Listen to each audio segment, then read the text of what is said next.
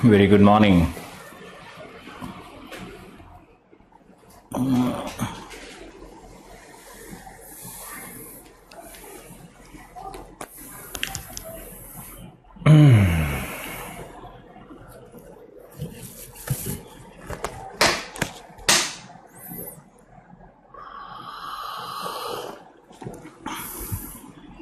बहुत बहुत प्रणाम।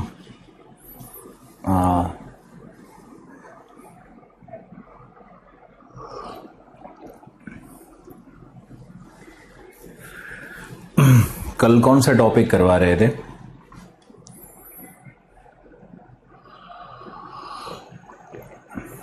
Good morning all of you.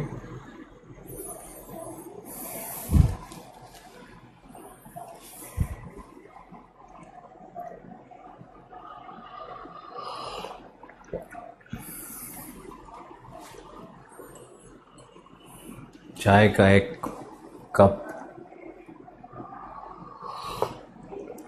Okay, humidity.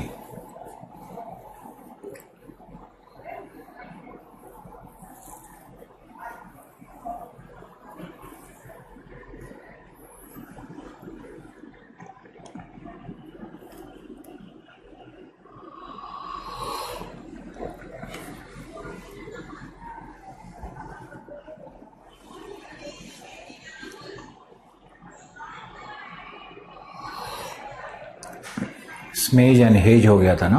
Okay. अभी नेक्स्ट टॉपिक लिखो क्लाउड्स, बादल।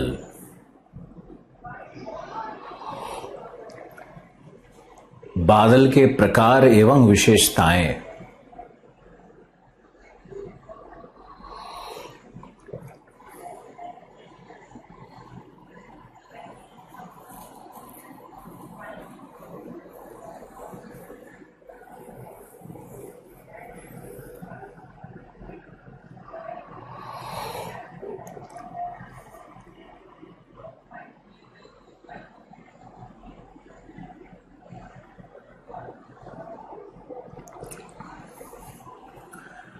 अब सुनो निर्देश। बादल के ऊपर में एक मैंने वीडियो बना करके अपने YouTube चैनल पे डाला हुआ है।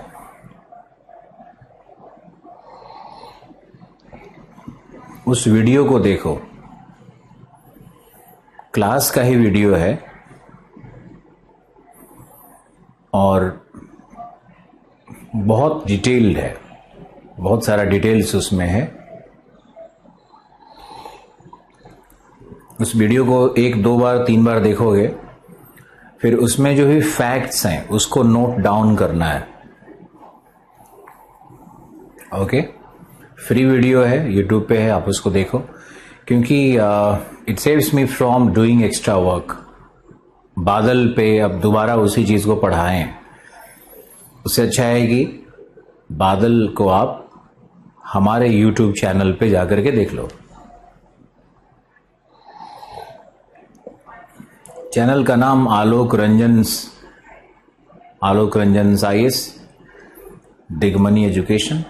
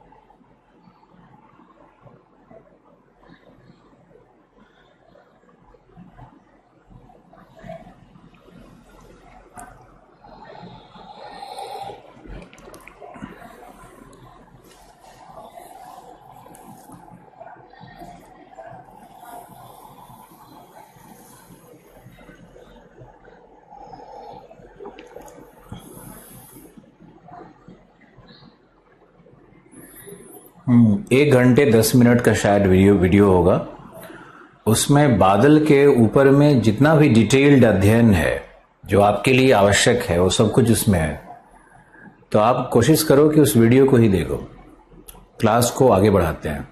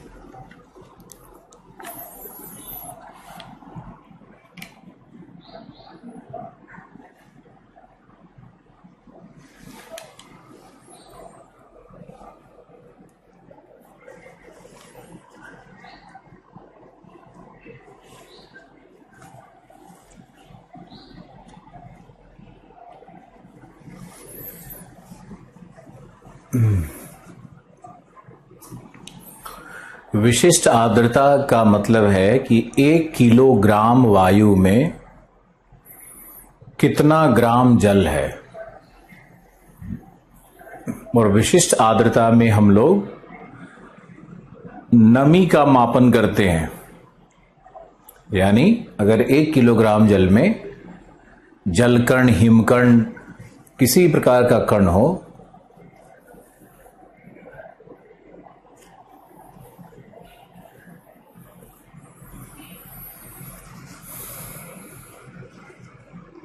उन सब का कुल भार विशिष्ट आर्द्रता है। और कोई प्रश्न जल्दी से पूछ लो।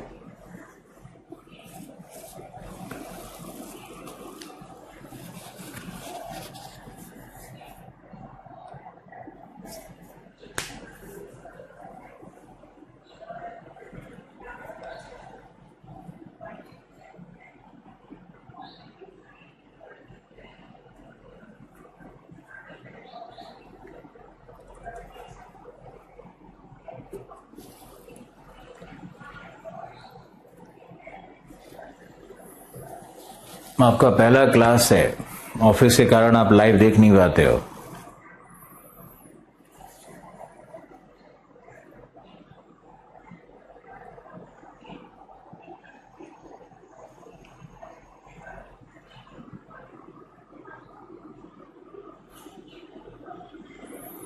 आज वर्षा पढ़ाया जाएगा, इसलिए वर्षा पे प्रश्न नहीं पूछो। हम सब देख रहे हैं, आपके एसएमएस को ही देख रहे हैं और आपके प्रश्नों को ही देख रहे हैं। अभी तक कोई भी प्रश्न ऐसा नहीं आया है। तो ये डाउट क्लियरिंग सेशन आपके साथ है हमारा, ये 5 मिनट का। अब तक जो भी पढ़ाया गया है उससे आप कहीं से भी कोई प्रश्न आ रहा हो मन में तो आप तुरंत पूछो।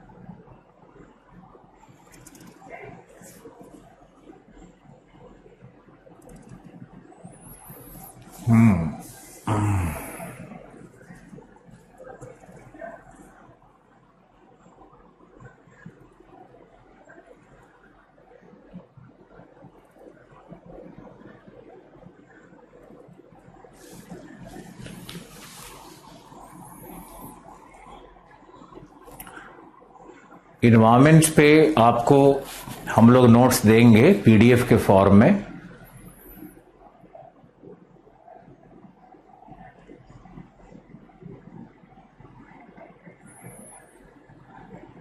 एटमॉस्फेरिक लेयर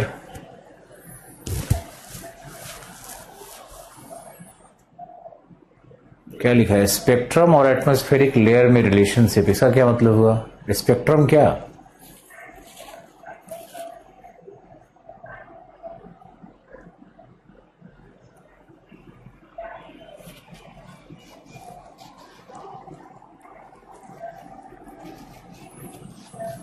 मैं बिहार सचिवालय में जॉब करता हूँ।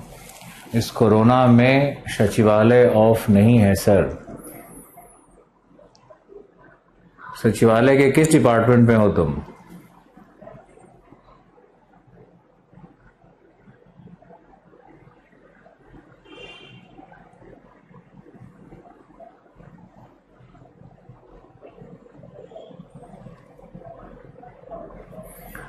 Upper mantle, lower mental. Upper mantle 35 से 700 किलोमीटर, लोअर मेंटल 700 से 2900 किलोमीटर।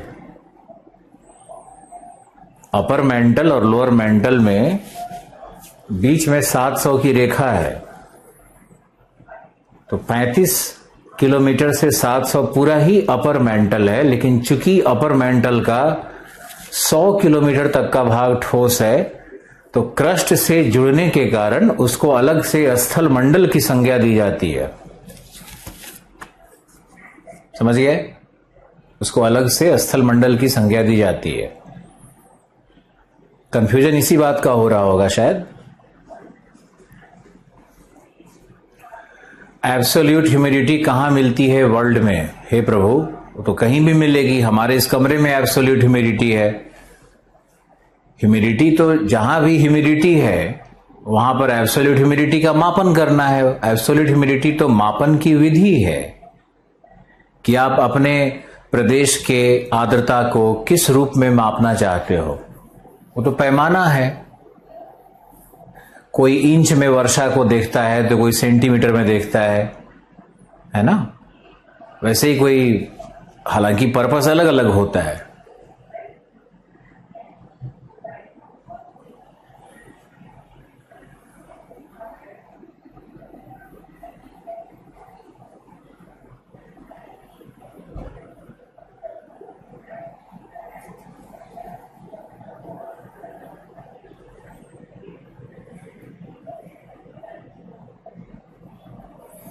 एल नीनो इफेक्ट पूछ रहा है। एल नीनो इफेक्ट हम लोग बहुत डिटेल से पढ़ेंगे। उसका एक समय आता है, जैसे मॉनसून जब पढ़ेंगे ना, तब एल नीनो को हम उठाएंगे। और जो आपका एक्सपेक्टेशन है उससे बहुत ज्यादा पढ़ाएंगे, चिंता मत करो।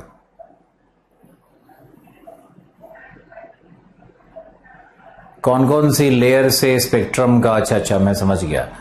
तो सबसे ऊपर जो हमारा बहिर्मंडल है और आयन मंडल है, वहां पर X ray, gamma ray, beta बताया तो था, लिस्ट बना करके दिया था। ऊपर में आता है शॉर्ट वेव है, शॉर्टेस्ट वेवलेंथ है उनका।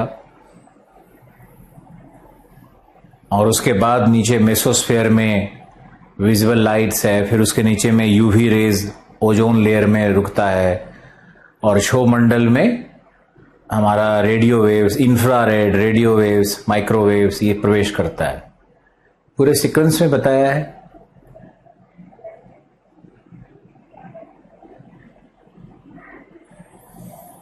जितना बताया है इतना काफी है, क्योंकि इसके बाद तो फिजिक्स में आप चले जाओगे।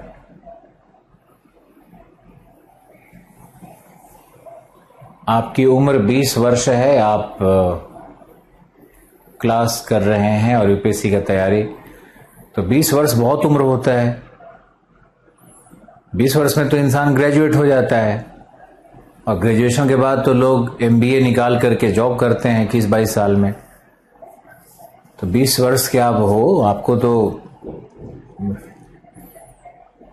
और एक फीमेल के लिए 20 वर्ष और मेल के लिए 20 वर्ष अंतर होता है। आप लोग देखना कंपैरिजन करके, एक 10 साल, एक 11 साल के मेल चाइल्ड को ले लो, 11 साल के फीमेल चाइल्ड को ले लो, तो फीमेल उससे ज्यादा बुद्धिमान, सक्रिय, समझदार सब होती है। उसका मैच्योरिटी थोड़ा हायर लेवल का होता है, वो ज्यादा इंटेलिजेंट होती है। तो 20 साल में एक फीमेल को तो बहुत इंटेलिजेंट, बहुत सारा ज्ञान होता है।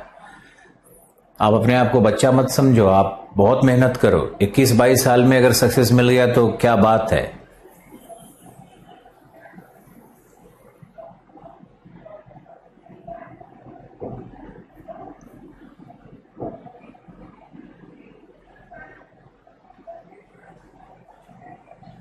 आप 15 वर्ष के हैं, तैयारी कर रहे हैं, बहुत बढ़िया।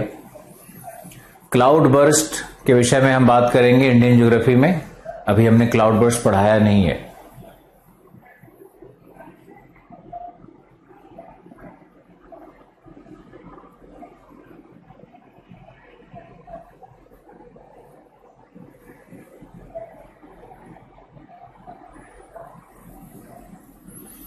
क्या कांच लगा करके दीर्घ तरंगों को ऊपर से ही परावर्तित किया जा सकता है?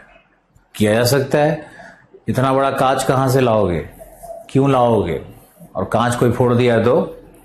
जैसा उटपटांग प्रश्न वैसा जवाब। यूपीएससी की तैयारी के लिए ईमानदारी से 2 से 3 वर्ष का समय चाहिए, क्योंकि यूपीएससी के एग्जाम देने में ही प्रक्रिया लगभग 1.5 साल की है। यूपीएससी का 1 साल का तो पूरा एग्जामिनेशन का सारा पैटर्न है, और उस एग्जाम के पहले 6 महीने से भी अगर तैयारी करोगे तो 1.5 साल तो ही हो गया। और 6 महीना तो पीटी का तैयारी करना पड़ता है, 5 से 6 महीना। और फिर मेंस के लिए आपको एडवांस में 1 साल अच्छे से लिखना, आंसर राइटिंग करना, न्यूज़पेपर पढ़ना, ये सब करना पड़ता है। तो आप मान करके चलो कि 1.5 साल प्लस 1 साल, 2.5 साल का पीरियड तो हर हाल में कितना भी ईमानदारी बरतो। अब यूपीएससी में होगा या नहीं होगा, ये बात डिटरमाइन करेगी कि आप अपने 6ठे क्लास में कितने ईमानदार थे। 7th, 9th, 10th, 8th जो भी है, 11, 12, इसमें अगर आपने ईमानदारी बरती होगी तो आपको ज्यादा समय नहीं लगेगा। लेकिन अगर ये 6ठे से लेकर 12वीं तक आप एक बेकार स्टूडेंट थे, या सिर्फ घूम रहे थे, या इधर उधर कर रहे थे, तो थोड़ी एक्स्ट्रा मेहनत करनी पड़ती है। वापस जाके क्लास 6 to 12 वाले एनसीईआरटीज को फिर से पढ़ना, और वहां पे बहुत मेहनत करना पड़ता है। फिर हैंड राइटिंग सुधारना, लैंग्वेज सुधारना, आंसर राइटिंग सुधारना, बहुत सारा मेहनत करना पड़ता है। डायग्राम बनाने का स्किल डेवलप करना।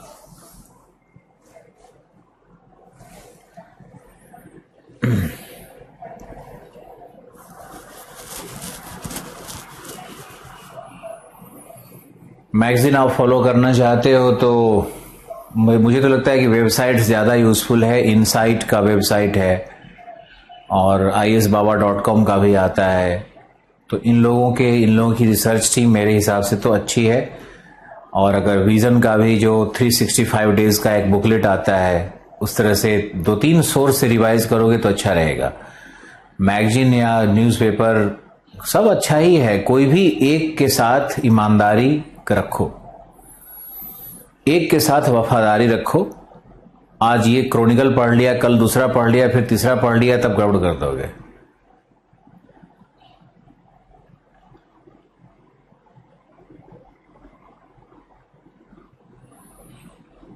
धन्यवाद मुझे प्यारे सर जी कहने के लिए। बाकी सफलता असफलता तो तुम लोगों को एक बात याद रखनी होगी कि मैंने बार बार आपसे कहा है कि सामने दीवार में एक ही छेद है, और अगर 10 कंचों को एक साथ उसमें फेंका जाएगा तो उस छेद में एक ही जाएगा।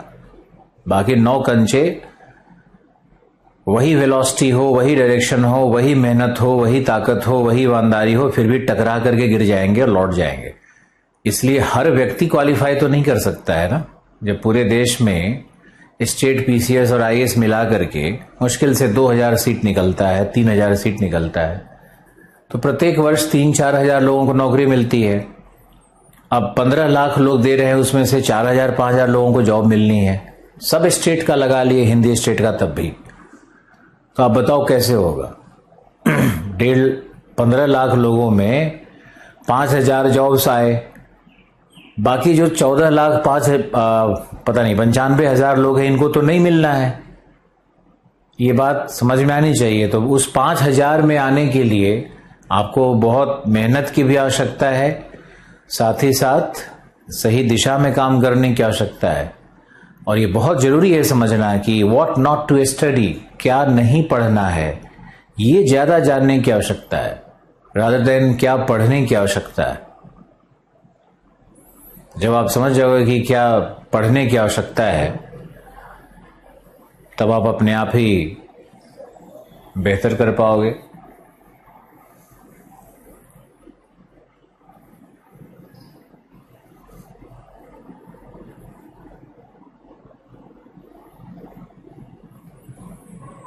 मुझे एक बात आपसे शेयर करनी है। आप सभी लोग एक बात ध्यान से सुनो कि आपके पास प्लान बी जरूर होना चाहिए।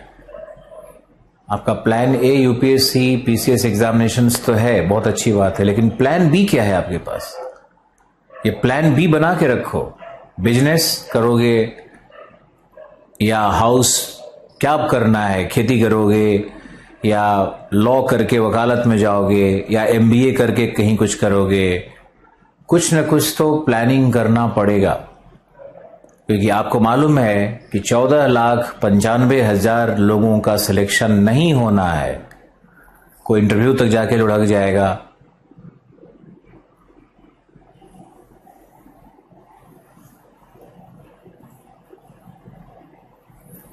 हिंदी भाषा में सुधार कैसे करें? हिंदी भाषा का कोई ट्यूटर रख लो, 3-4 महीने तक निबंध लिख करके उसके डिक्टेशंस को सुन सुन करके कोशिश करो। फिर प्लान बी अगर एसएससी डिफेंस का है, उसको प्लान बी नहीं कहते हैं। ये कोई प्लान नहीं होता है कि मेरा प्लान ए यूपीएससी है, यूपीएससी नहीं हो तो प्लान बी एसएससी है। कॉम्पिटिटिव एग्जामिनेशंस में जब जा रहे हो तो उससे हट करके अलग प्लान बी बनेगा ना।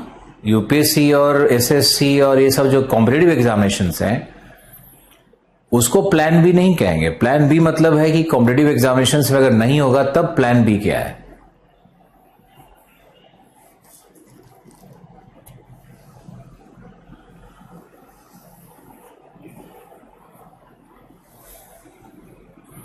चलिए 10 मिनट 15 मिनट का समय आपके लिए दिया। बादल का चैप्टर आप हमारे YouTube चैनल पर जाकर के और वहां देखिए। अब आइए और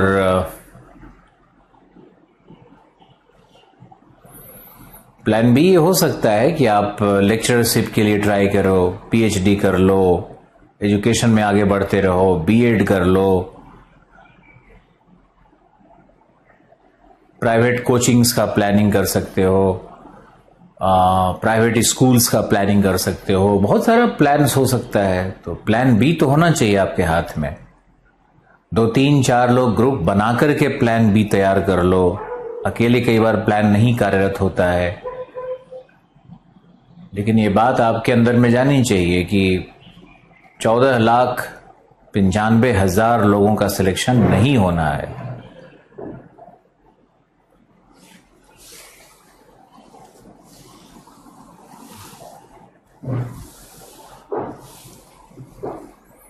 मेरा वश चले तो यूपीएससी में जितने भी बच्चे पीटी क्वालिफाई करते हैं या इवन पीसीएस में भी अगर पीटी क्वालिफाई करते हैं तो हम तो इन्हीं बच्चों को भारत में शिक्षकों की बहाली में डालें। क्योंकि ये अगर पीटी क्वालिफाई भी किए हुए हैं और मेंस क्वालिफाई किए हैं फिर तो इनको हम प्रोफेसर बना दें। अगर मेंस क्वालिफाई किए हैं तो इनको सीधे हाई स्कूल का टीचर बनाएंगे। अगर आईएएस का मेंस क्वालिफाई किए हुए हैं तो इनको हम प्रोफेसर बना देंगे, इनके ऑप्शनल का जलवा देखते हुए। और यही लोग वास्तव में पढ़ाई कर रहे हैं। अगर रियल में भारत में एजुकेशन कहीं पर है तो यूपीएससी की तैयारी करने वाले बच्चों का जो ब्रिलियंस है, इनका जो बौद्धिक विकास है, इनका जो ज्ञान कोश है, उसकी तुलना आप नहीं कर सकते हो किसी भी अन्य लोगों से। इनको सब कुछ का समझ होता है, विश्व का, पॉलिटी का, कॉन्स्टिट्यूशन का, इकोनॉमी का, हिस्ट्री का, ज्योग्राफी का, सब समझते हैं ये। अब ऐसा कोई बहुआयामी शिक्षक भारत में अगर हो तो फिर तो भारत के जो नया जनरेशन है वो अपने आप ही बदल जाएगा। लेकिन सरकार कभी इन लोगों को वैल्यू नहीं देती है।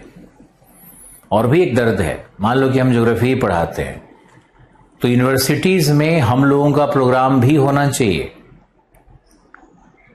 होता है लोग सिर्फ कंपटीशन के नाम पे बुलाते हैं। बनारस हिंदू यूनिवर्सिटी हो, इलाहाबाद यूनिवर्सिटी हो, जामिया हो, उस्मानिया हो, हम सब जगह गए, लेकिन वहां क्या था, वहां सिर्फ कॉम्पिटिटिव एग्जामिनेशंस के बारे में बताइए। पर मेरा मन करता था कि ज्योग्राफी डिपार्टमेंट में मुझे बुलाइए और ज्योग्राफी में हमसे मॉनसून पढ़वाइए, अल नीनो पढ़वाइए, ताकि बच्चों को पता चले कि क्या है ये। पर ऐसा होता नहीं है। यूनिवर्सिटी के वाइस चांसलर या जो प्रोफेसर्स होते हैं सीनियर, ये कभी इंटरेस्ट नहीं लेते हैं क्योंकि उन्हीं का ईगो हर्ट हो जाएगा। उनको लगेगा अरे यार ये नया नया लौंडा आकर के और अल नीनो पे ये पूरा कहां से कहां नासा का रिपोर्ट पढ़ा रहा है। और जो प्रोफेसर होते हैं उनको बस अल नीनो एक गर्म धारा है, पेरू के पास गर्म जल हो जाता है, इससे आगे कुछ पता ही नहीं है। मॉनसून उससे प्रभावित हो जाती है, बस 5 लाइन के अलावा छठा लाइन का ज्ञान नहीं है। अल नीनो बनता कैसे है और कैसे पूरे विश्व की जलवायु को प्रभावित कर देगा, पोलर वोर्टेक्स से क्या संबंध है, अब डाइपोल्स कैसे बनता है, बहुत सारा इतना कुछ निकल गया साइंस के अंदर में। प्रोफेसर साहब को क्या मतलब है, उनको तो 1.5 लाख सैलरी मिल ही रहा है। गए 45 मिनट का क्लास होता है, 10 मिनट लेट जाइए, 10 मिनट पहले निकल जाइए, 10 मिनट अटेंडेंस के नाम पे 10 मिनट गप करिए, बाकी बच गया 10 मिनट, तो उसमें बोर्ड पे बस लिख दीजिए अल नीनो पढ़ना है तुम लोगों को, हो गया क्लास खत्म। मैंने देखा इलाहाबाद यूनिवर्सिटी में बैठ करके स्टूडेंट बन करके क्लास किया। स्टूडेंट भी वैसा ही है, आता है सब अपना चुपचाप।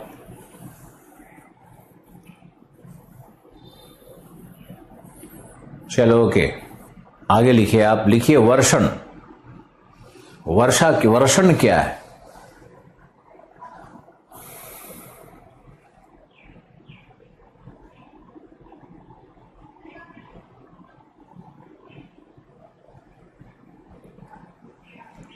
वर्षण पे 2-2 लाइन लिखवाते हैं, फिर एक्सप्लेन करते हैं।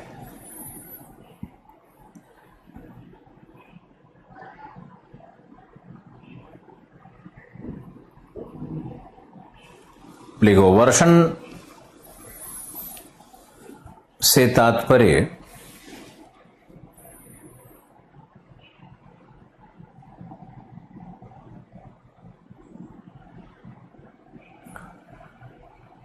उस वायुमंडलीय क्रियाविधि से है,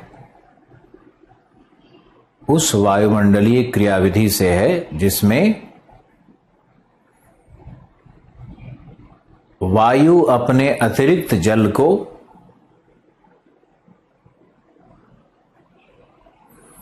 संघनित रूप में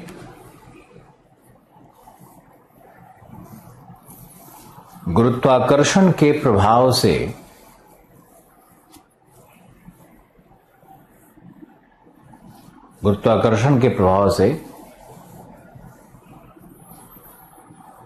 भूतल पर निक्षेपित करती है।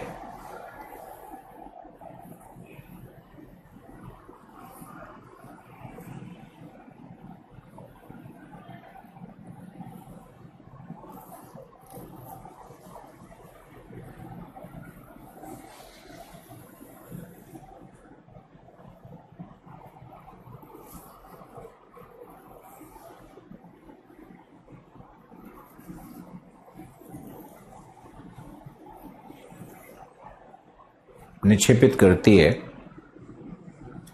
तुम लोग ज्योग्राफी पढ़ने में बहुत उत्सुक हो, मानते हैं, लेकिन अभी कई प्रश्न आ गए हैं कि सर इजराइल और फिलिस्तीन में, पैलेस्टाइन और इजराइल में अभी क्यों संघर्ष हो रहा है। तो संघर्ष का कारण क्या है, मूल बातें 5 लाइन में समझने की कोशिश करो। और इन राजनीतिक मुद्दों को धार्मिक भाव से नहीं देखा जाता है, उसको मानवीय दृष्टिकोण से देखा जाता है। और मानवीय दृष्टिकोण में अगर किसी इंसान की हत्या हो रही है, इंसान मर रहा है, तो सब अमानवीय हो गया। इसमें मुद्दा क्या है हम ये बताते हैं आपको। मुद्दा ये है कि सेकेंड वर्ल्ड वार में जब यहूदियों को गैस चैम्बर में मारा जाने लगा, यहूदी लोग बिजनेस में काफी आगे निकल गए, जर्मनी के अर्थशास्त्र पे कब्जा कर लिया, पोलैंड में, चेकोस्लोवाकिया में, ये तो पूरा यूरोप में यहूदियों ने कब्जा कर लिया। आज भी अमेरिका में बहुत बड़ा पावर है यहूदी, वहां के बिजनेस को कंट्रोल करता है।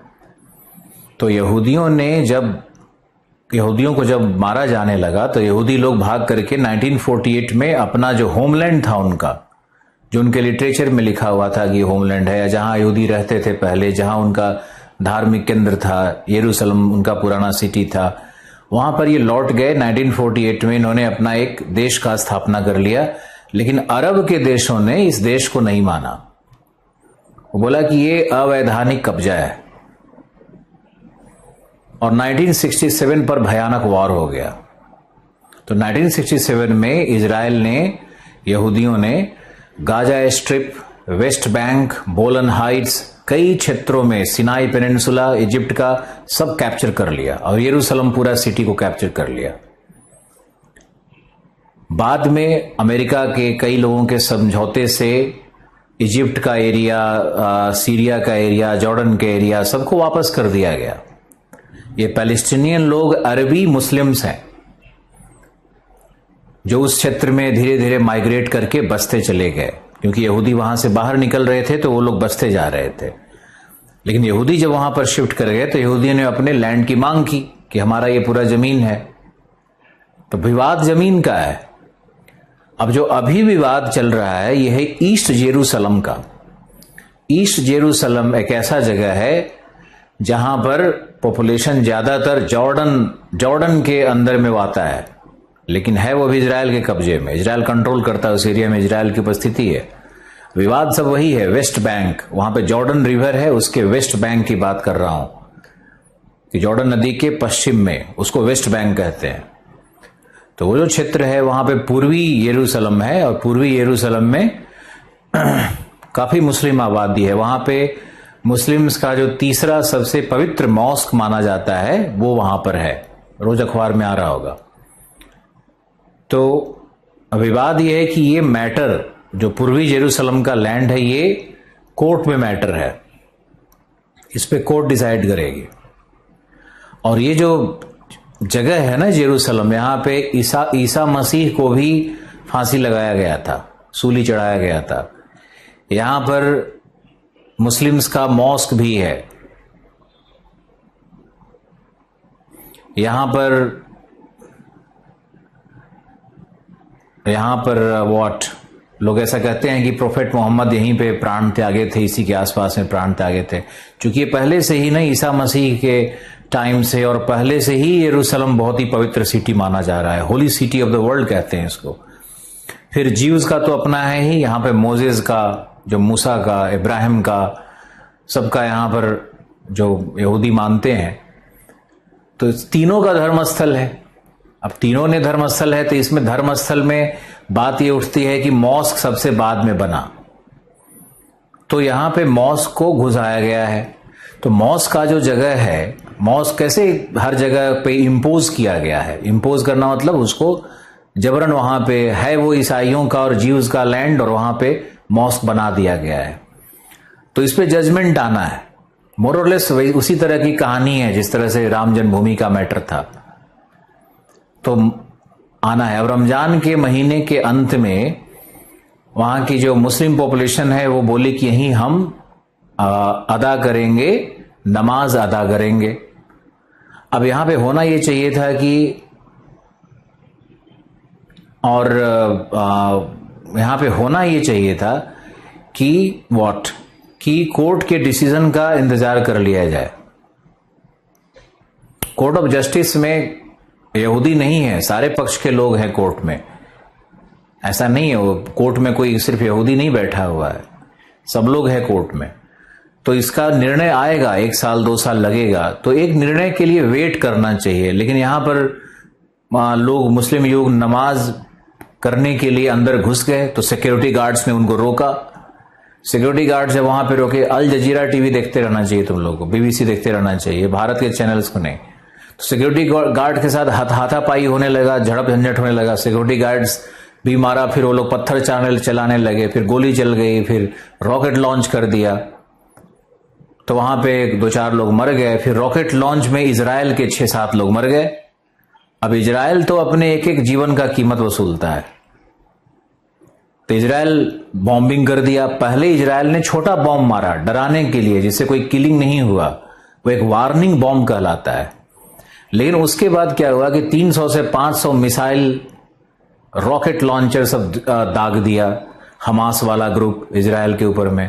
तो इजराइल रिटेलिएशन में गया, वहां पे बड़ा बॉम्ब मार दिया, हमास का जो सब हेडक्वार्टर था वहां पे। तो ये अब उसमें पूरी तैयारी है हमास का कि हम अटैक करेंगे। इजराइल वाला तो है ही खतरनाक, तो किसको कहें कौन सही कौन बुरा। अंत में तो इनोसेंट लोगों का खून बह जाएगा। एक कहानी बहुत पुरानी चल रही है। इस मैटर का समाधान तो कोर्ट ही निकालेगी। इस मैटर का समाधान सड़क पे 500 लोग 1000 लोग जुट करके जबरन तो कर नहीं सकते हैं।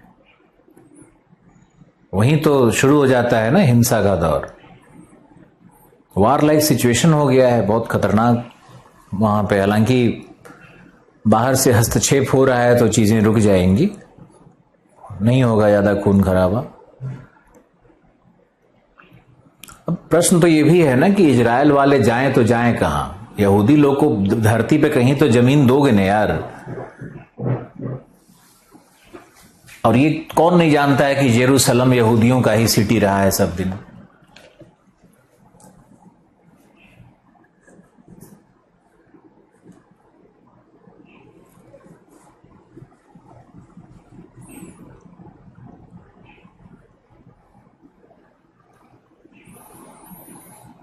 अब इजराइल का हम समर्थन नहीं कर रहे हैं ऐसा मत समझो, लेकिन फिर भी कहीं ना कहीं सोचोगे, तुमको लगेगा ना कि आखिर यहूदी लोग को गैस चैम्बर में मारोगे तो कहीं ना कहीं तो जाएगा, अपना बनाएगा ही बनाएगा वो।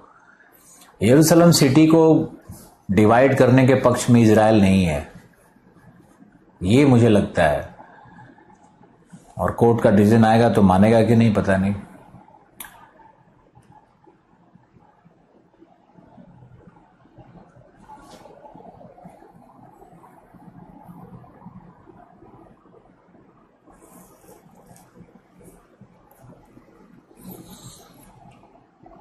चलो ओके, अब लिखो वर्षण का परिभाषा मैंने लिखवाया। दूसरा लिखो वर्षण जलीय चक्र का, वर्षण जलीय चक्र का, जलीय चक्र की एक अवस्था है। जलीय चक्र की एक अवस्था है, स्टेज ऑफ हाइड्रोलॉजिकल साइकिल है, जिसमें वायुमंडलीय आर्द्रता का जल बूंद अथवा हिमकण के रूप में, जल बूंद अथवा हिमकण के रूप में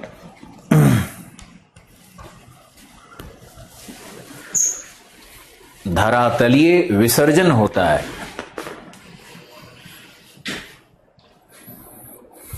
धरातलीय विसर्जन होता है।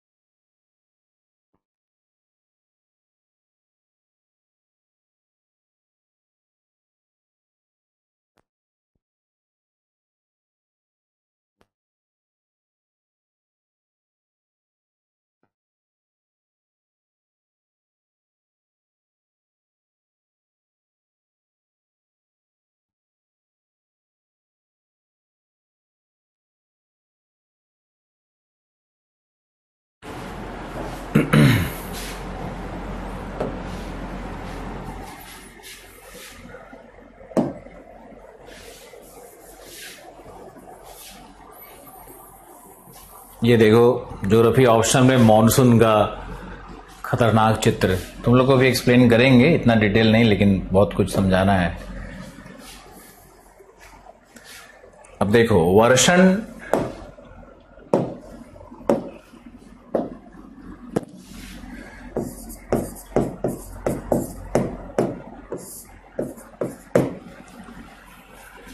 वर्षण की क्रियाविधि क्या है? वर्षण की क्रियाविधि।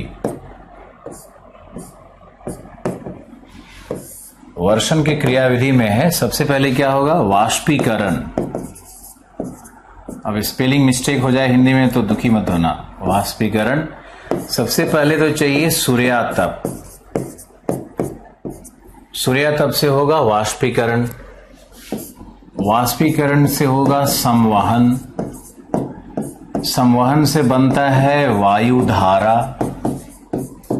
वायुधारा जब ऊपर उठेगी तो होगा रुदोष्म शीतलन, शायद शीतलन दीर्घ हो, रुदोष्म शीतलन।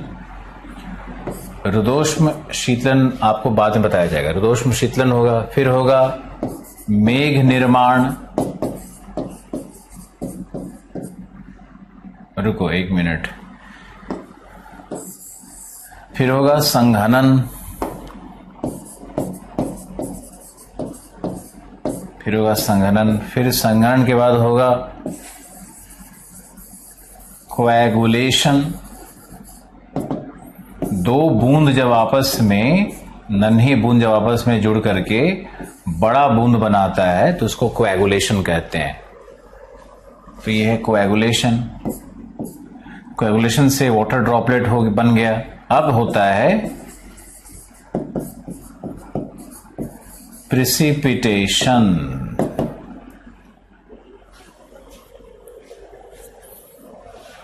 और प्रिसिपिटेशन किस में होगा, तो वाटर बॉडीज में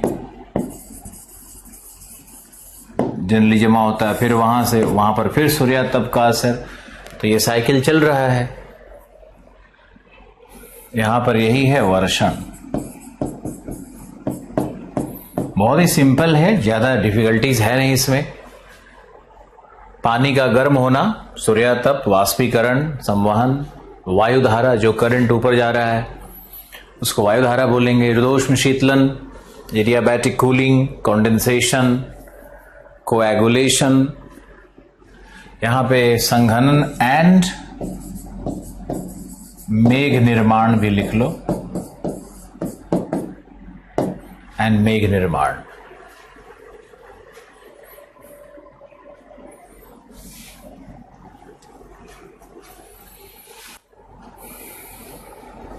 हो गया।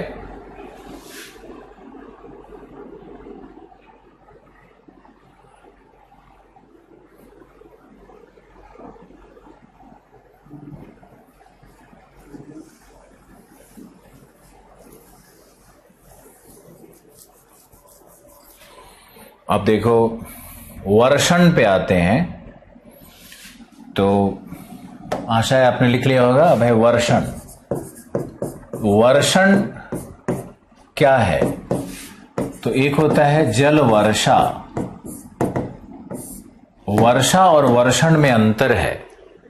जल वर्षा यानी इसका हिंदी में होगा रेनफॉल प्लस स्नोफॉल, हिमवर्षा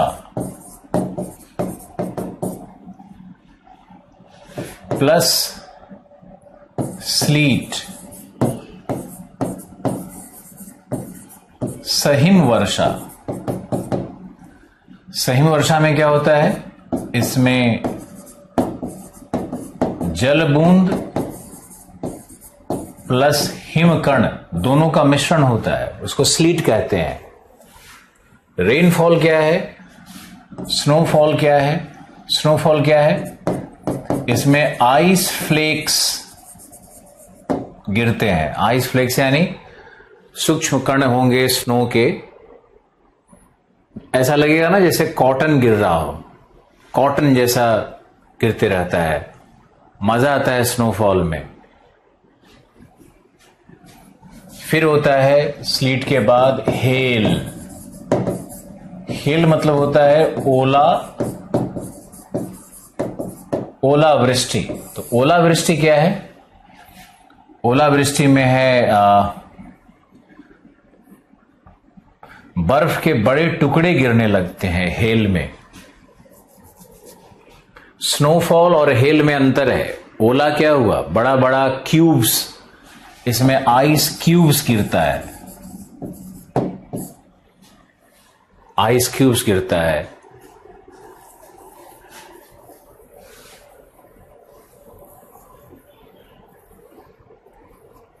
समझ गए?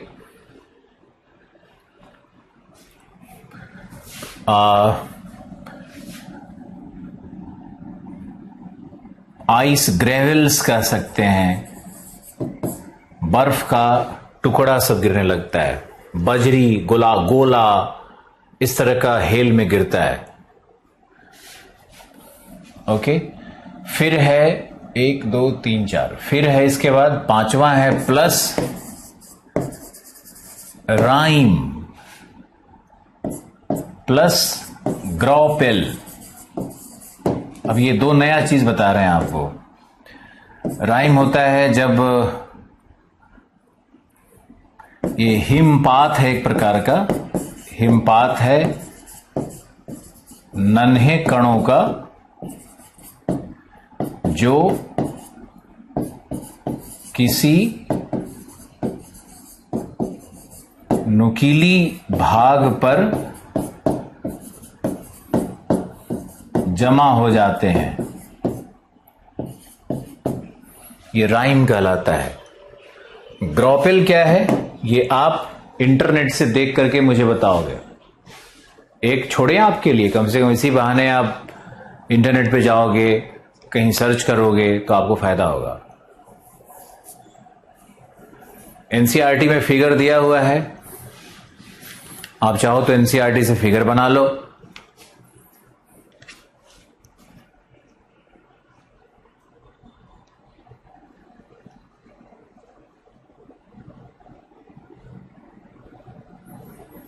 आइस फॉल क्यों होता है, हिम वर्षा क्यों होती है?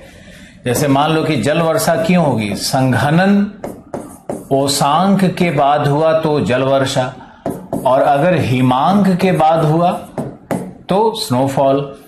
जैसे मान लो कि जो ड्यू पॉइंट था हमारा, वो ड्यू पॉइंट मान लो 5 डिग्री है तो जल कण बनेगा। अगर ड्यू पॉइंट -5 डिग्री है तो क्या बनेगा, स्नोफॉल बनेगा, स्नो होगा।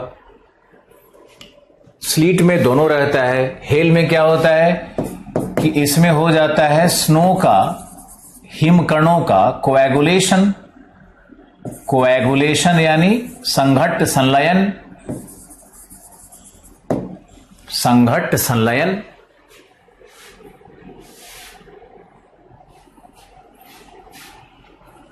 क्या होता है कि एक छोटा हिमकण बना, अगर वो नीचे की ओर गिर रहा है तो उसके चारों तरफ, उसके सतह पर फिर से आइस जमने लगेगा, वो भारी हो जाएगा। और मान लो नीचे से उथल पुथल में वायु फिर वापस ऊपर भेजी तो ऊपर जाके वो फिर और आइस को अपने चारों तरफ गैदर करता है, फिर नीचे आता है, फिर ऊपर जाता है। अंत में उसका साइज बहुत बड़ा होने लगता है, और जब बड़ा साइज हो जाता है तो ग्रेविटी के कारण वो नीचे की ओर गिरता है। वर्षण है क्या, वर्षण ग्रेविटी ही, ग्रेविटी फॉल है, एक प्रकार का गुरुत्वीय पतन है। वायुमंडल का जो एक्सेसिव मॉइस्चर है, जो अतिरिक्त जल वायुमंडल में होता है, उसी का संघनन के बाद पतन है, उसी को वर्षण कहते हैं। अब तुम लोग देखो ध्यान से कि वर्षण शब्द में कितने शब्द निहित हैं, ये मुख्य रूप से आपको बताना है। सबका मैकेनिज्म भी समझो, और वर्षण में कितने शब्द निहित हैं। राइम, स्नोफॉल, हिमफॉल जो भी है, सब वर्षण के अंतर्गत आता है। हम लोग में से बहुत सारे लोग ऐसे हैं जो कि वर्षा और वर्षण में अंतर नहीं समझते। वर्षा जल वर्षा, वर्षण सब कुछ एक साथ। कितना लोग समझाइए? ग्रॉपेल एक प्रकार का सॉफ्ट हेल होता है।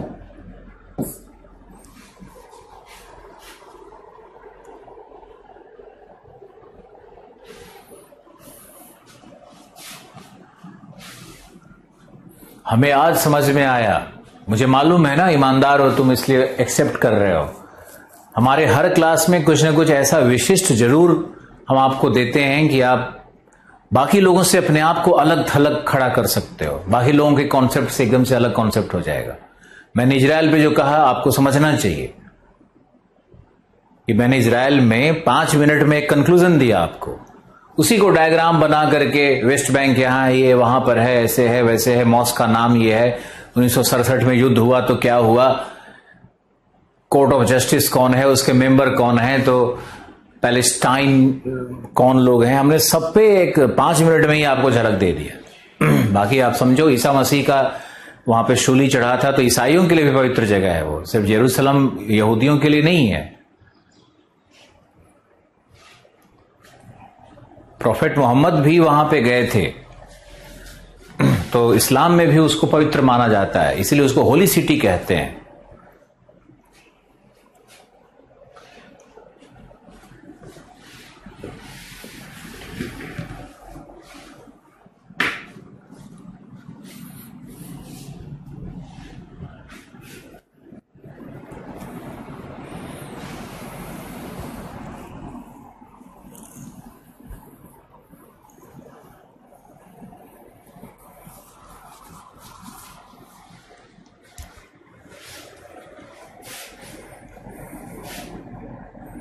कभी कभी पानी के साथ,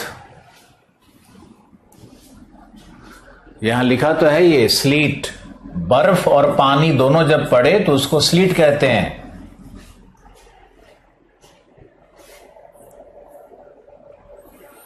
अब लिखो वर्षण के प्रकार एवं वितरण।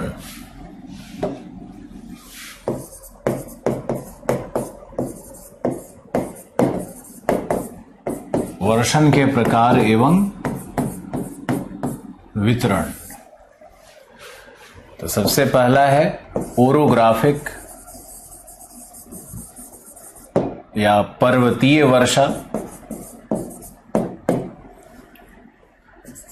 दूसरा होगा संवहनीय, तीसरा होगा चक्रवातीय या वाताग्रीय, जो हम लोग बाद में डील करेंगे।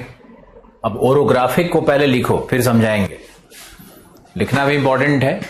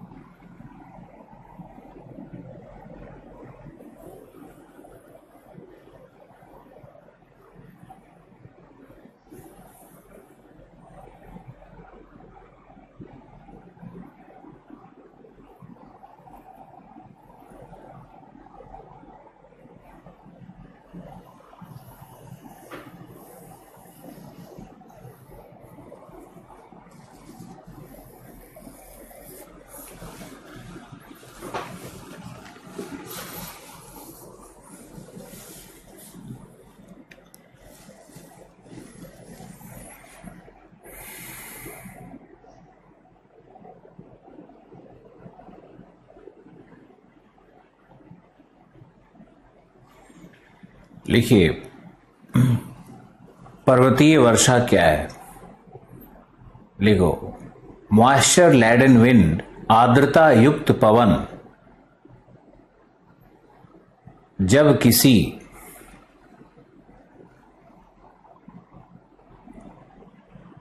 आर्द्रता युक्त पवन जब किसी पर्वतीय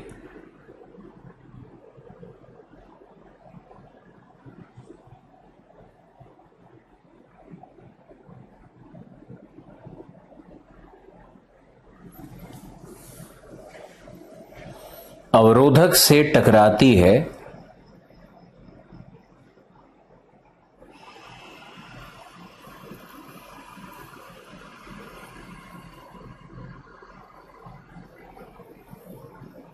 किसी पर्वतीय अवरोधक से टकराती है तब वायु का लंबवत उत्थान होता है।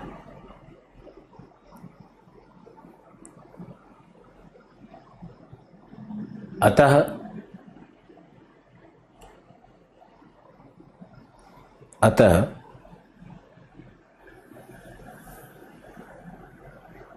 क्यूमुलोनिम्बस बादल, कपासी वर्षक मेघ,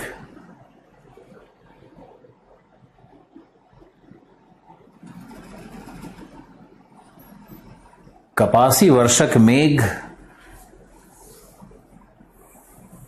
मेघों का निर्माण होता है।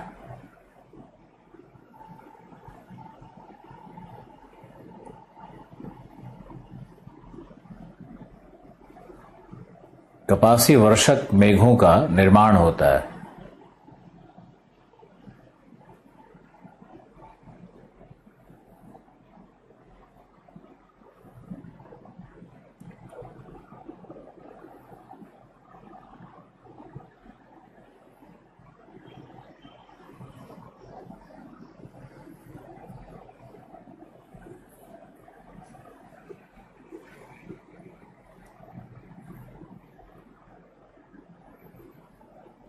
कपासी वर्षक मेघों का निर्माण होता है।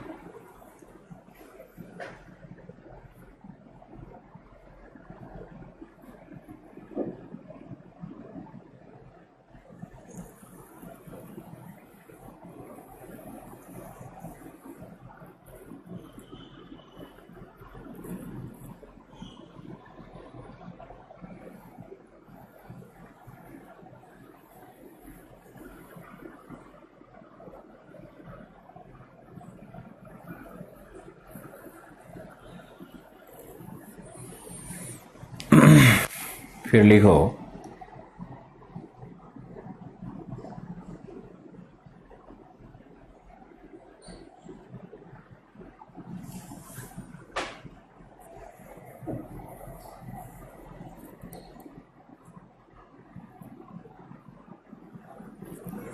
ये मेघ गर्जन एवं चमक के साथ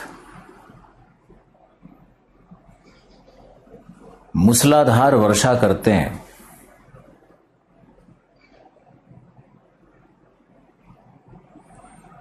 गर्जन एवं चमक के साथ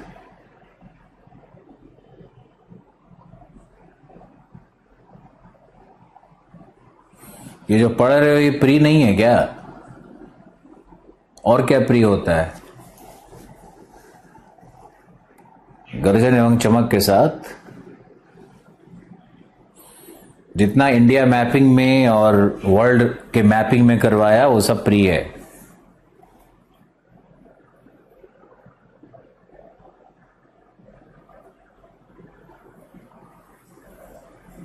ज्यादातर प्रश्न इंडियन ज्योग्राफी से आते हैं पीटी में।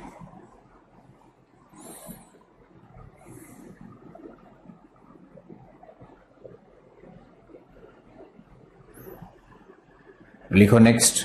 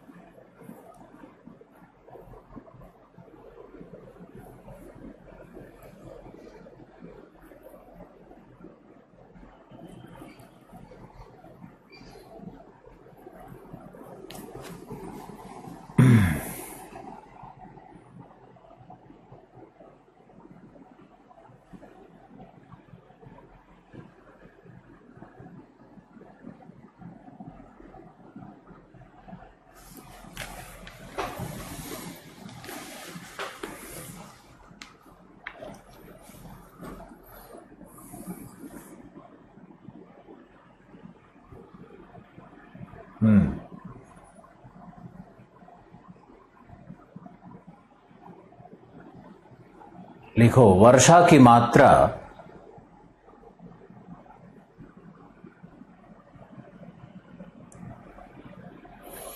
पर्वत पादीय क्षेत्रों में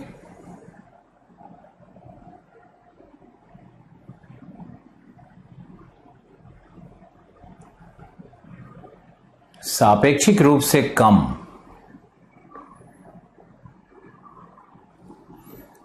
परंतु ऊंचाई के साथ बढ़ती है।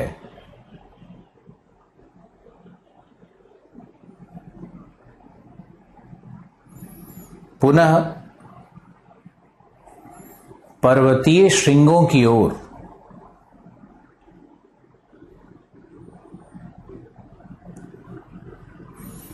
वर्षा की मात्रा में ह्रास होता है।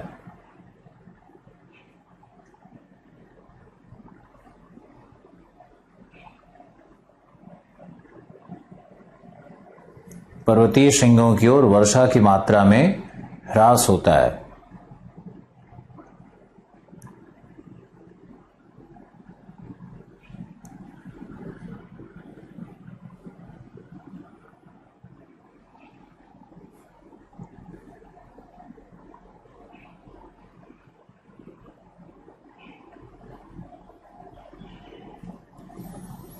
वर्षा की मात्रा में ह्रास होता है, जिसे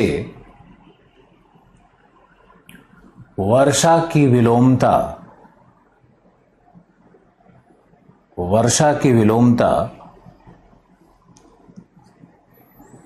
की संज्ञा दी जाती है।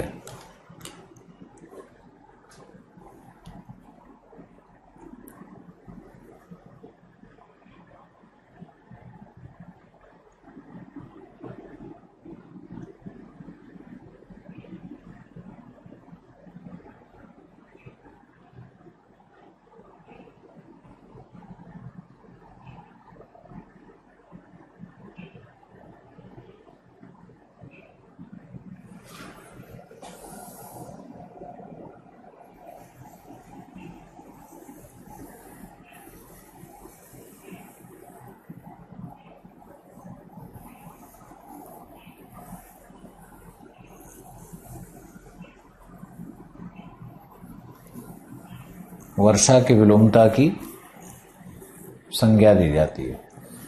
लिखो नेक्स्ट, वृष्टि छाया प्रदेश क्या है?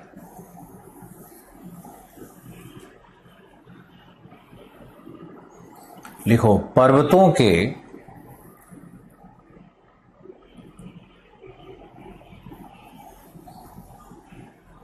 के पवन विमुख ढाल,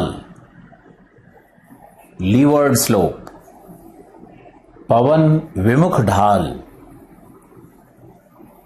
की ओर न्यून वर्षा एवं वर्षाहीनता की दशा अथवा वर्षाहीनता की दशा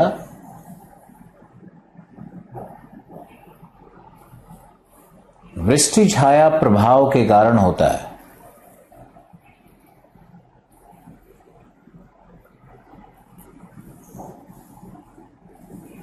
वृष्टि छाया प्रभाव के कारण होता है।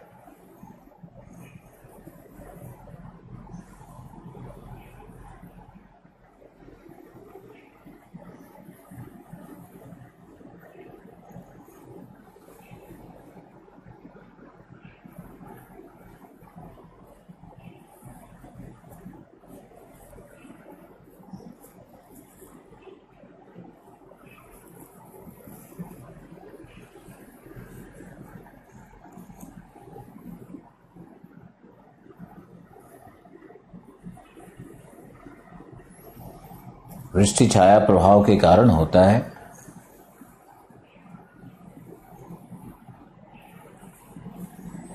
तथा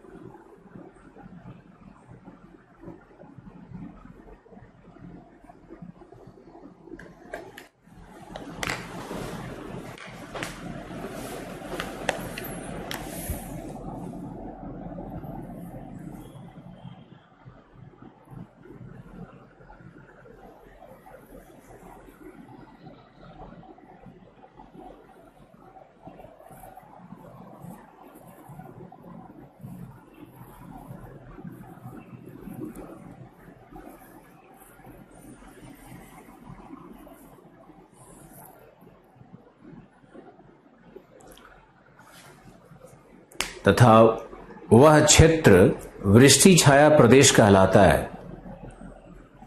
वह क्षेत्र वृष्टि छाया प्रदेश कहलाता है।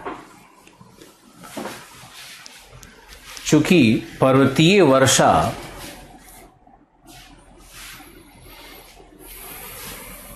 पवन सन्मुख ढाल की ओर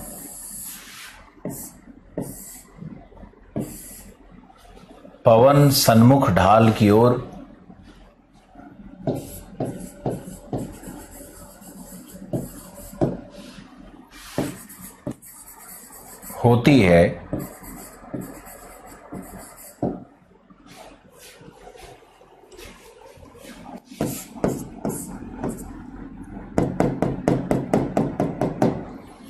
पवन सन्मुख ढाल की ओर होती है,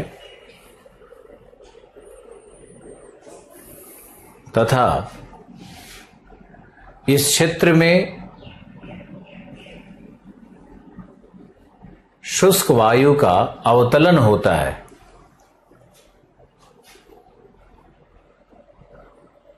शुष्क वायु का अवतलन होता है।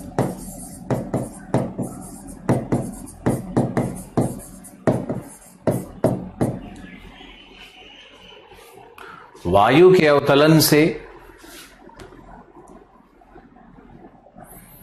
रुदोष्म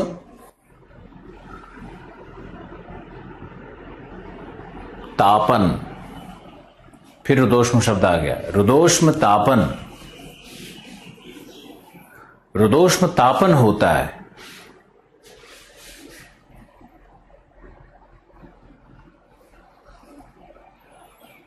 रुदोष्म तापन होता है, जिससे सापेक्षिक आर्द्रता घट जाती है। सापेक्षिक आर्द्रता घट जाती है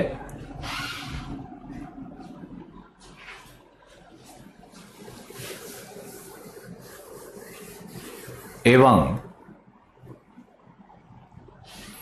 वर्षा की संभावना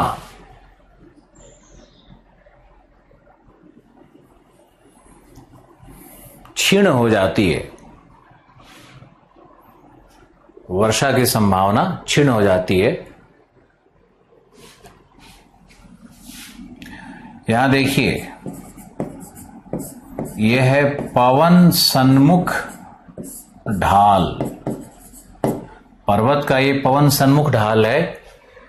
अब हम केस स्टडी ले लेते हैं पश्चिमी घाट का। ये मान लिया पश्चिमी घाट है, ये हमारा पश्चिमी तट है। पश्चिमी घाट कहाँ है? भारत में है, इतना तो मालूम है ना। भारत के पश्चिमी घाट का हम उदाहरण ले लेते हैं इस वर्षण तंत्र को समझने के लिए, वर्षण क्रियाविधि को समझने के लिए। तो अरब सागर से आर्द्रता युक्त पवन आकर के और ये वेस्टर्न घाट से कोलाइड करेगी, टकराएगी। ध्यान से देखो, तो ये जब आर्द्रता युक्त पवन आकर के टकरा रही है तो टकराने के बाद ये ऊपर उठेगी ना, तो ऊपर उठने के बाद इसका संघनन प्रारंभ होगा। ऊपर उठने से शीतलन होगा।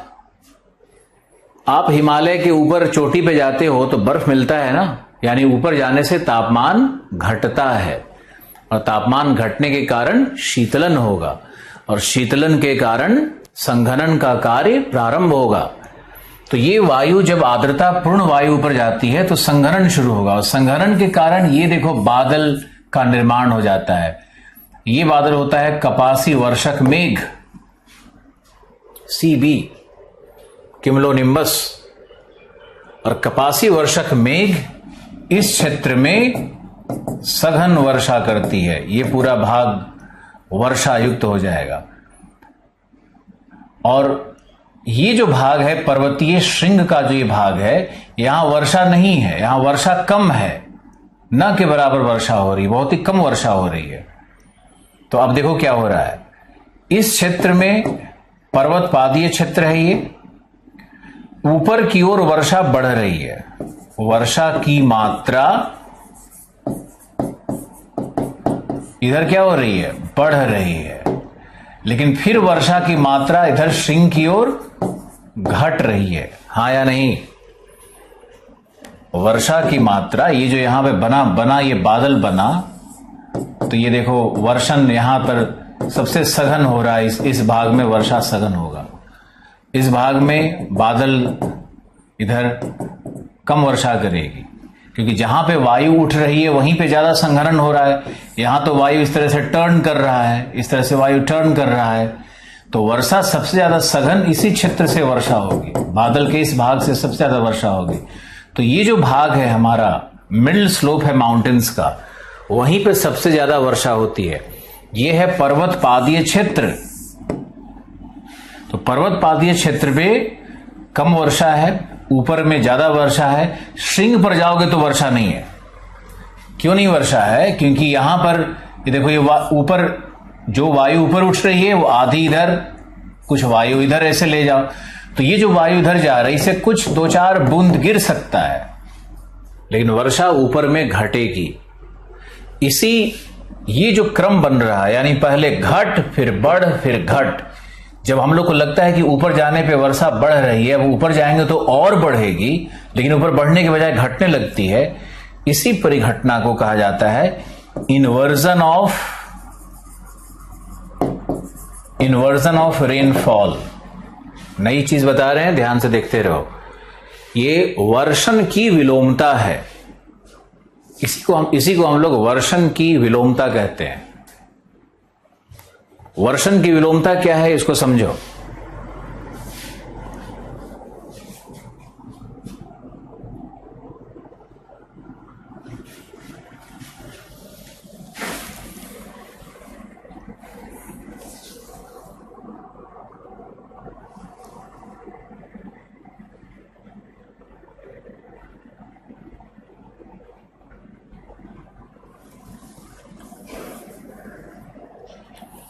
समझ गए?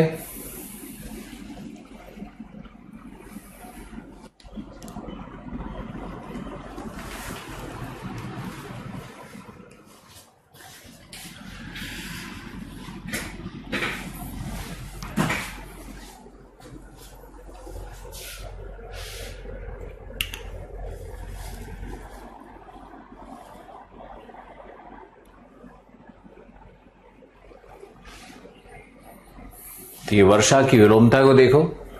फिर इधर वृष्टि छाया प्रदेश है, तो ये जो ऊपर की ओर वायु का उठना और फिर इधर इस भाग में यही वायु नीचे की ओर आने लगती है, तो ये वायु यहां क्या हो गई है, यहां हो गई है ठंडी एवं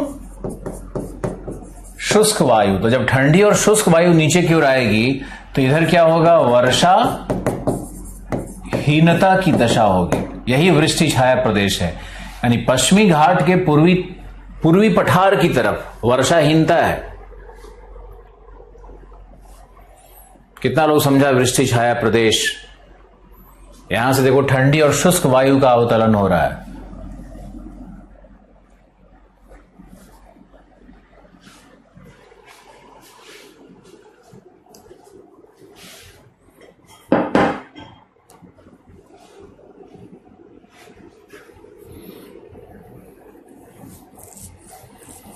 बिल्कुल सही। जैसे ऑस्ट्रेलिया के पूर्वी तट की वर्षा वृष्टि छाया प्रदेश है, ये मैंने आपको मैपिंग में भी बताया था, अब थ्योरेटिकली भी आपको बता रहे हैं। लेकिन आज आपको जो मैंने विशिष्ट बताया है वो इन्वर्जन ऑफ रेनफॉल, इसको याद रखना, इन्वर्जन ऑफ रेनफॉल को। वृष्टि छाया प्रदेश तो बहुत लोगों को मालूम रहता है, तो वृष्टि छाया प्रदेश क्या है, इन्वर्जन ऑफ रेनफॉल क्या है, पर्वतीय वर्षा क्या है। इसका एक बहुत अच्छा उदाहरण है, यहां मान लो कि इसको हमने मान लिया यह मुंबई है, यह मुंबई है, और मान लिया यहां पर पुणे है।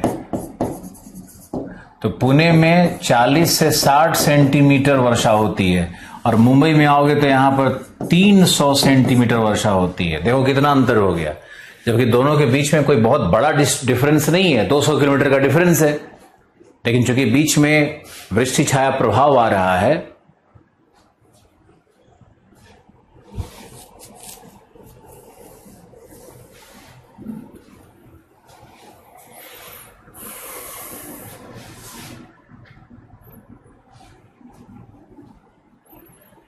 ओके। डायग्राम बना लिया? अगर डायग्राम बना लिया तो जल्दी से यस लिखो, ताकि हम दूसरे कॉन्सेप्ट संवहनीय वर्षा को भी एक्सप्लेन करें, डिस्कस करें।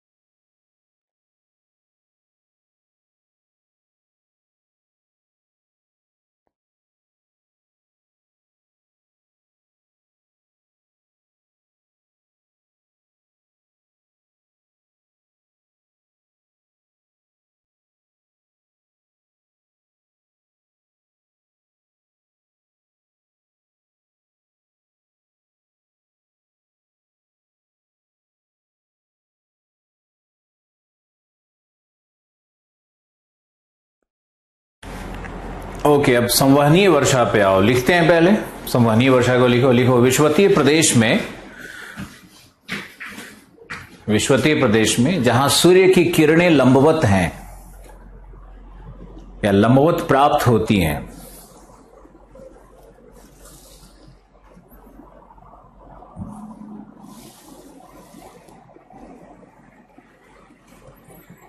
जहां सूर्य की किरणें लंबवत प्राप्त होती हैं,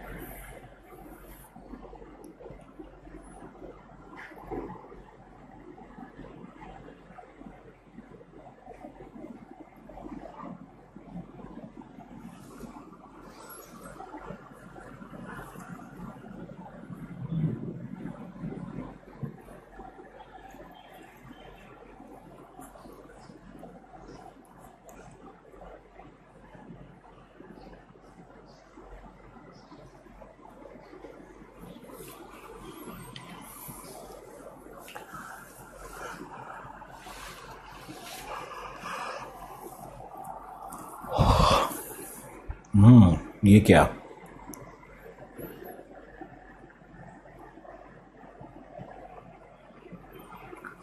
वहां तीव्र संवहन एवं वायु धाराएं प्राप्त होती है।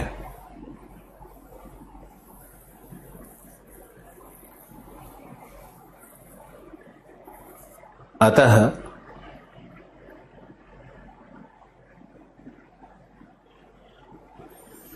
कपासी वर्षक मेघ का निर्माण। एनसीईआरटी पढ़िए, इस टॉपिक के लिए एनसीईआरटी पढ़िए, नहीं तो खुल्लर की किताब आती है आईसीएसई बोर्ड की, उसको पढ़िए।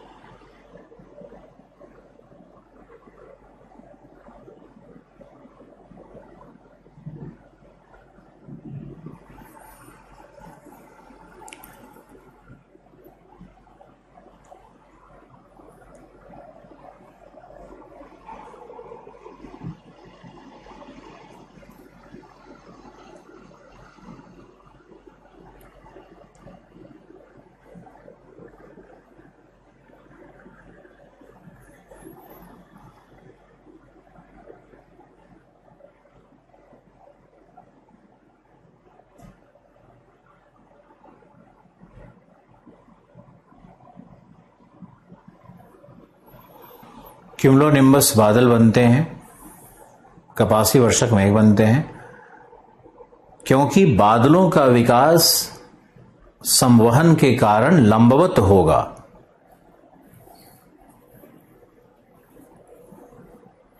बादलों का विकास संवहन के कारण लंबवत होगा।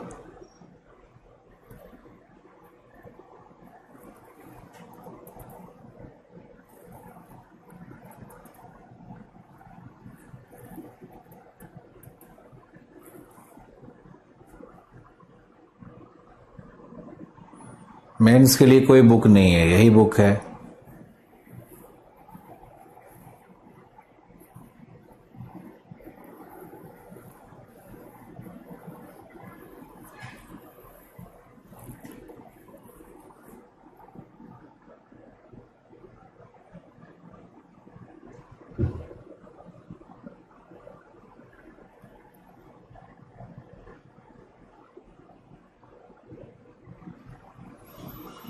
लिखो, ये बादल गर्जन एवं चमक के साथ वर्षा करते हैं।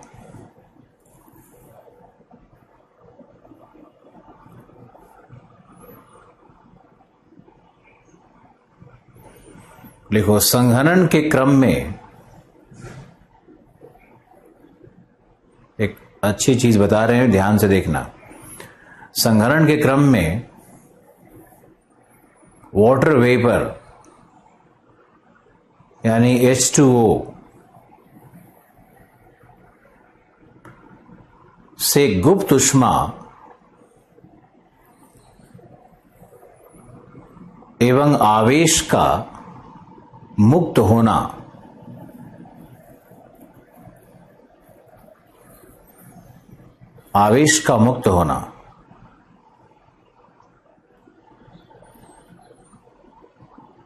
तथा आवेशित कणों का ऊपरी वायु में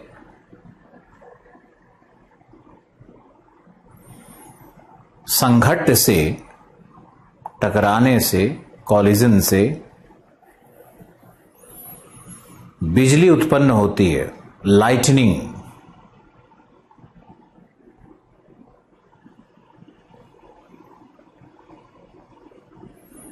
लाइटनिंग उत्पन्न होती है।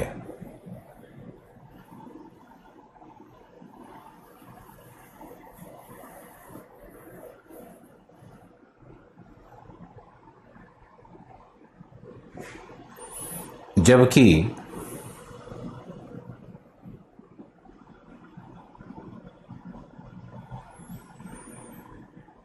वायु के उत्थान एवं आकस्मिक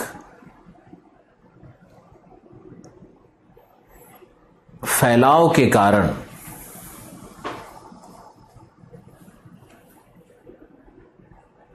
आकस्मिक फैलाव के कारण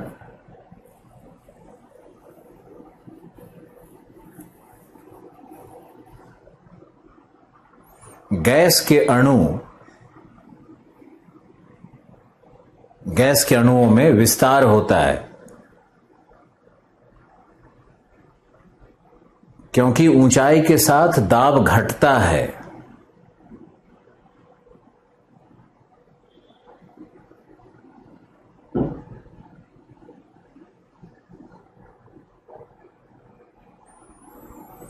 क्योंकि ऊंचाई के साथ दाब घटता है।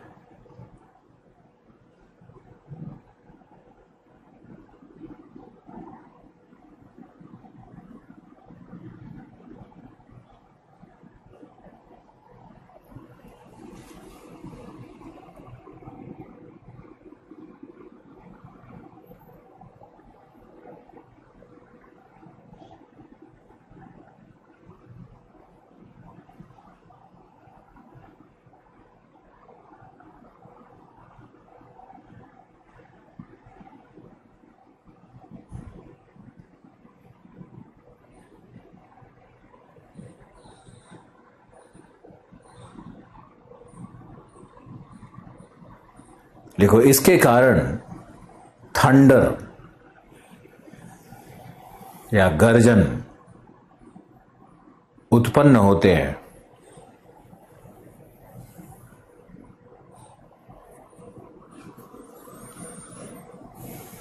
लिखो, यह वर्षा आकस्मिक, तीव्र,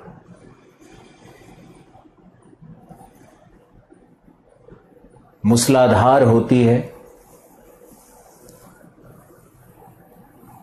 आकस्मिक, तीव्र, मूसलाधार होती है तथा यह वर्षा 2 से 4 पीएम के मध्य होती है। 2 से 4 पीएम दोपहर में के मध्य होती है, अतः इसे दोपहर की वर्षा कहते हैं।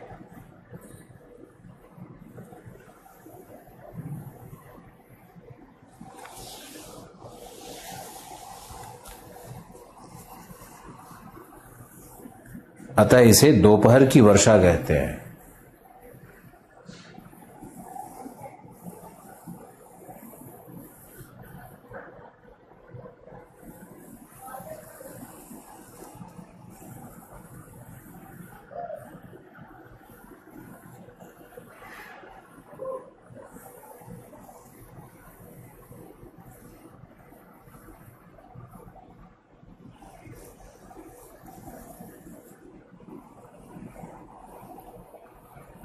नेक्स्ट लिखो,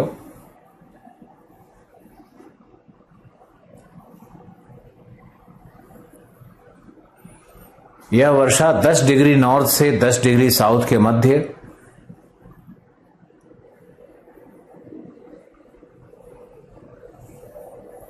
Congo basin Africa,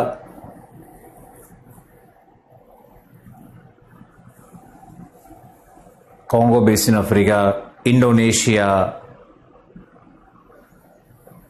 Philippines, Caribbean, Amazon basin, मध्य प्रशांत के द्वीप,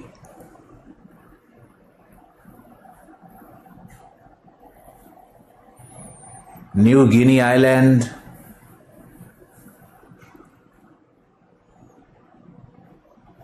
अंडमान निकोबार, भारत में अंडमान निकोबार भी है, अंडमान निकोबार पर प्राप्त होते हैं। सूर्य की किरणें 12 o'clock लंबवत होती हैं।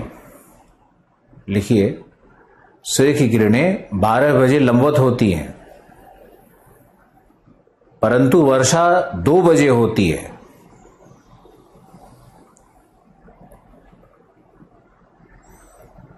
अर्थात 2 घंटे का समयांतराल होता है।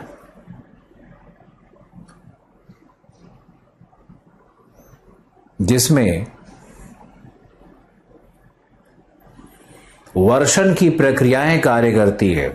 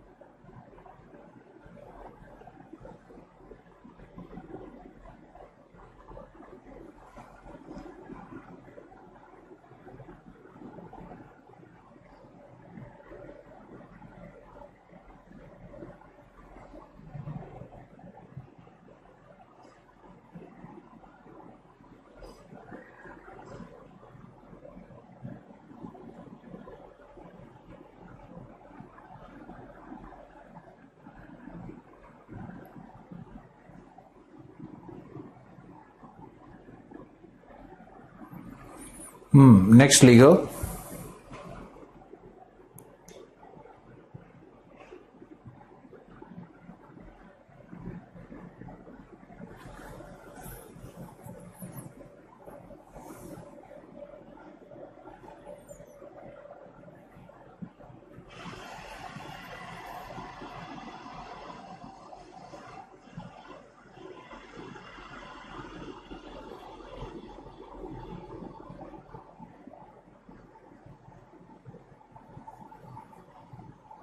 इसमें कई लोग कैसे में आ रहे हैं, कोरोना से मामा का डेथ हो गया।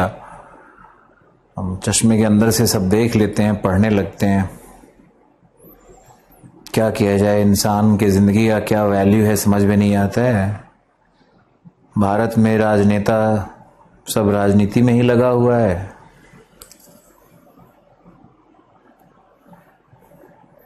किसको क्या कहें। कोरोना महामारी की जिम्मेदारी सेंट्रल गवर्नमेंट को लेनी ही पड़ेगी।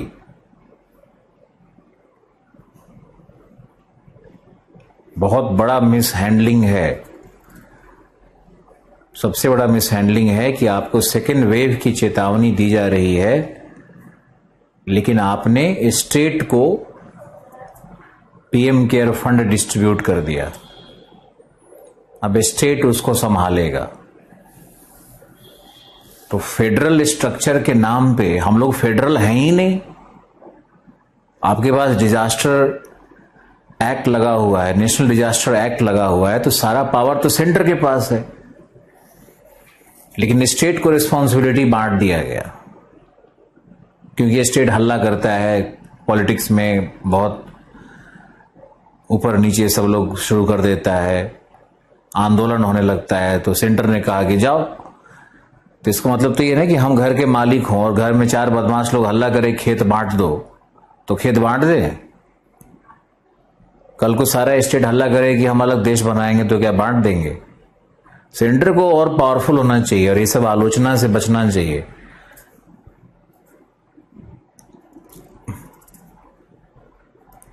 क्या बोलूं, अखिलेश यादव बोल दिया बीजेपी का वैक्सीन है। अब उसके सारे समर्थक लोग एक साथ हो हल्ला होने लगा। तो राहुल गांधी कुछ और बोल दे तो कुछ और बोल दे। यही तो विपक्ष है। विपक्ष को कम से कम महामारी के दौर में राजनीति नहीं करनी चाहिए। केजरीवाल क्या किया? आपको पता है कि वैक्सीन कम है, आपको पता है कि वैक्सीनेशन अगर हम जानबूझ करके 500 सेंटर ओपन कर दिया, अरे 300 सेंटर चलाते पहले तो वैक्सीनेशन में आपको समय मिलते रहता। 500-600 सेंटर खोल देने से अचानक से फिर 150 सेंटर बंद कर दिया ताकि जनता को पता चले कि देखो क्राइसिस है, हम क्या करें, हम तो सेंटर खोले। अगर ये कोऑपरेटिव फेडरलिज्म होता तो आप 400 सेंटर खोलते और 4-5 दिन जो वैक्सीन लेट आएगा उसको आप क्राइसिस बना करके जनता में तबाही नहीं उठाते। लेकिन यहां तो है कि जनता में कैसे वोट लिया जाए, कैसे पावर किया जाए, जो सेंट्रल गवर्नमेंट बन गई उसको कैसे गिराया जाए। अरे भाई 5 साल गवर्नेंस करने दो, जब बन गया है तो उसको 5 साल गवर्नेंस करने दो। क्या विपक्ष, क्या पक्ष।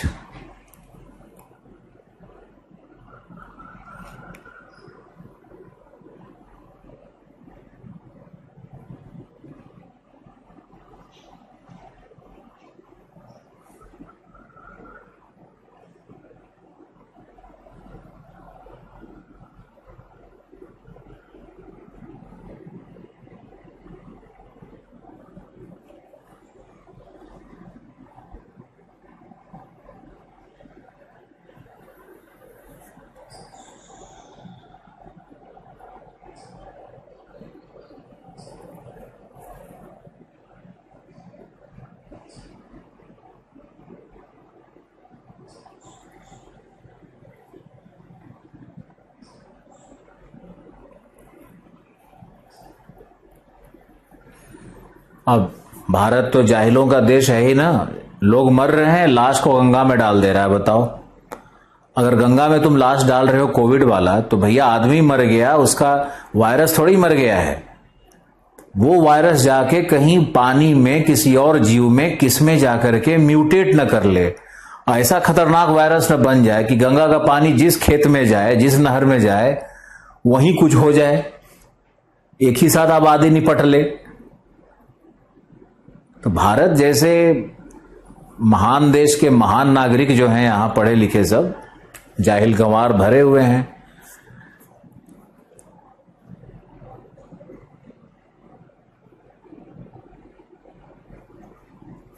बहुत सारा ऐसी चीजें हैं भारत में जो खैर तुम लोग से बदलेगा। तुम लोग अपने अपने लेवल पे जहां गांव में हो, जिस तरह से भी हो, आप सबसे अच्छे एजुकेशन सिस्टम से जुड़ गए। अब आप में ज्ञान आ रहा है, मुद्दे उठाए जाते हैं, आप समझ रहे हो चीजों को, तो आपको अपने गांव में अब चेंज लाना चाहिए। एक पढ़ा लिखा सरपंच, एक पढ़ा लिखा मुखिया पूरे गांव के भाग्य को बदल देता है। ऐसा हरियाणा में, राजस्थान में कई सारा मॉडल विलेज बन चुका है।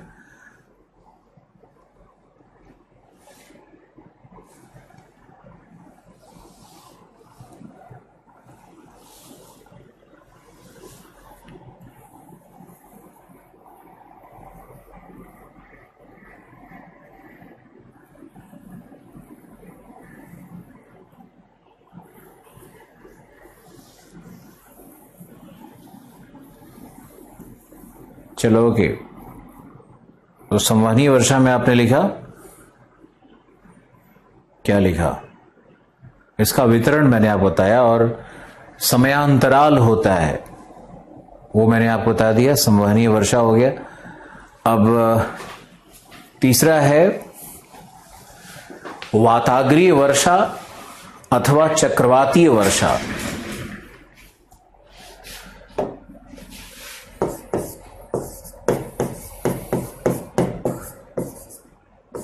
वाताग्रीय वर्षा अथवा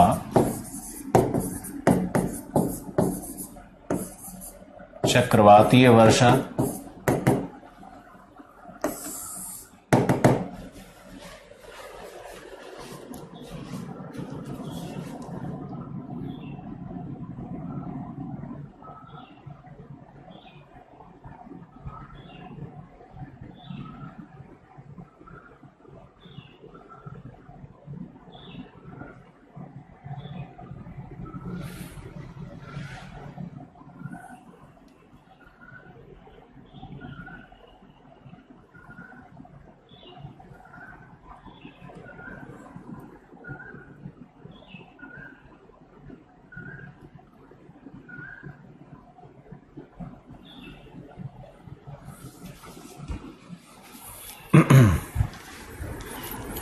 लिखो, यह वर्षा मध्य अक्षांशों पर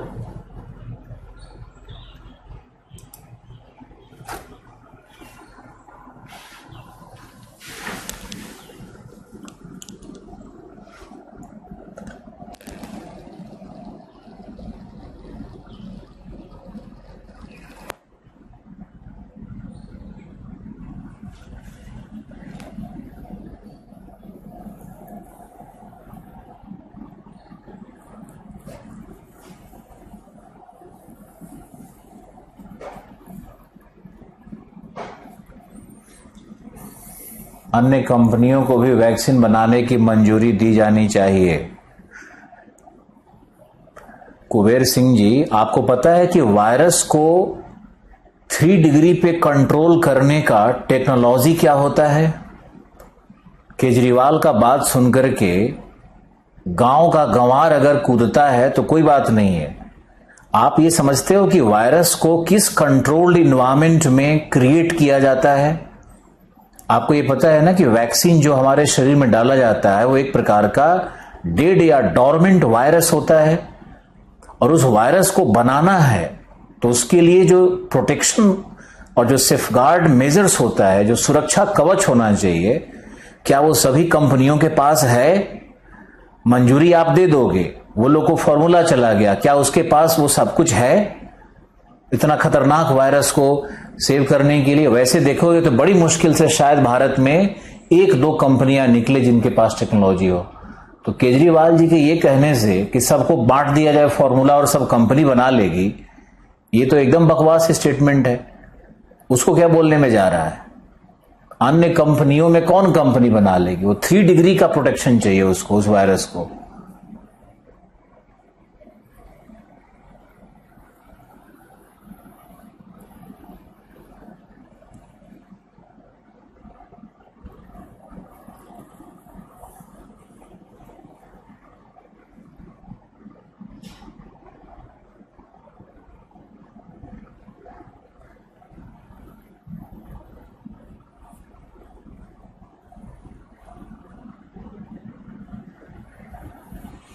आप लोग अपना अपना जान का सुरक्षा देखिए, बहुत उम्मीद मत करिए, पक्ष हो विपक्ष हो।